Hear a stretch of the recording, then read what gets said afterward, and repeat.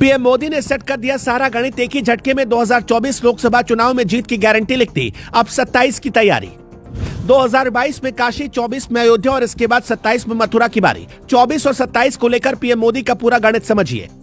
इधर कांग्रेस 5 राज्यों के विधानसभा चुनाव में उलझी रही, उधर मोदी ने 24 और 27 का मामला भी सेट कर लिया।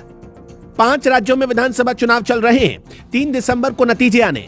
इधर कांग्रेस अभी 5 राज्यों के विधानसभा चुनाव में उलझी हुई थी, उधर पीएम नरेंद्र मोदी ने 24 और 27 का समीकरण भी सेट कर लिया। जिस तरह यूपी में 2022 विधानसभा चुनाव में बीजेपी ने जीत हासिल की थी, उसी तरह 2024 और 27 में भी जीतने की तैयारी है।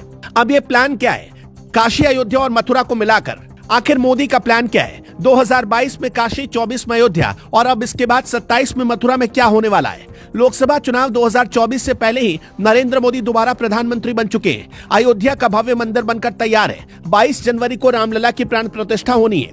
पहले से ही सब कुछ सेट कर दिया गया। इसके बाद लोकसभा चुनाव 2024 की अधिसूचना जारी हो जाएगी। इधर रामलला की प्राण प्रतिष्ठा होगी, उधर प्रधानमंत्री नरेंद्र मोदी दोबारा पीएम बन जाएंगे। 24 की जंग जीतने के बाद 27 की बारी है। काशी, अयोध्या और अब मथुरा की तैयारी है। प्रधानमंत्री नरेंद्र मोदी मथुरा का दौरा करने वाले पहले प्रधानमंत्री बन गए। उनसे पहले 16 प्रधानमंत्री इस देश में हुए, लेकिन कोई भी आज तक मथुरा में कदम नहीं रख पाया। पर मोदी ऐसे पहले व्यक्ति हैं जो मथुरा पहुंचे। पीएम मोदी ने मथुरा का दौरा ऐसे समय पर किया है जब लोकसभा चुनाव 2024 को लेकर तैयारियां जोरों पर है। 24 के साथ साथ पीएम मोदी ने 27 की भी तैयारी कर ली है। हम इतने दावे के साथ क्यों कह रहे हैं, अब इसे समझिए। साल 2022 में उत्तर प्रदेश में चुनाव होना था, लेकिन उससे ठीक चंद महीने पहले ही प्रधानमंत्री नरेंद्र मोदी ने काशी कॉरिडोर का उद्घाटन किया।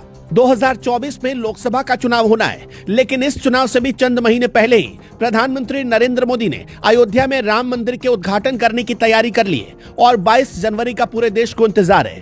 और अब जब प्रधानमंत्री नरेंद्र मोदी मथुरा पहुंच चुके हैं, तो कहा जा रहा है कि मथुरा जन्मभूमि विवाद को 2027 के उत्तर प्रदेश विधानसभा चुनाव से पहले सुलझा लिया जाएगा और इसके बीच प्रधानमंत्री ने बो दी है। सभा को संबोधित करते हुए प्रधानमंत्री मोदी ने कहा कि काशी, महाकाल, केदार और अयोध्या हो गया, अब मथुरा ब्रज क्षेत्र भी विकास में पीछे नहीं रहेंगे। पीएम मोदी के इशारे को समझिए, यानी कि काशी के बाद अयोध्या का राम मंदिर भी बनकर तैयार है। अब मथुरा में श्री कृष्ण जन्मभूमि विवाद की बारी है। मथुरा श्री कृष्ण जन्मभूमि विवाद क्या है और कब से है, चलिए अब ये भी विस्तार से जान लेते हैं। ये पूरा विवाद है 13.37 एकड़ जमीन के मालिकाना हक का। इस विवाद के 11 एकड़ में श्री कृष्ण जन्मभूमि बनी है, वहीं करीब 2.5 एकड़ का हिस्सा शाही ईदगाह मस्जिद के पास है। हिंदू पक्ष का दावा है कि ये पूरी जमीन श्री कृष्ण जन्मभूमि की है। विवाद की शुरुआत लगभग 350 साल पहले हुई, जब दिल्ली की गद्दी पर औरंगजेब का शासन हुआ करता था। 1670 में औरंगजेब ने मथुरा के श्री कृष्ण जन्म स्थान को तोड़ने का आदेश जारी किया।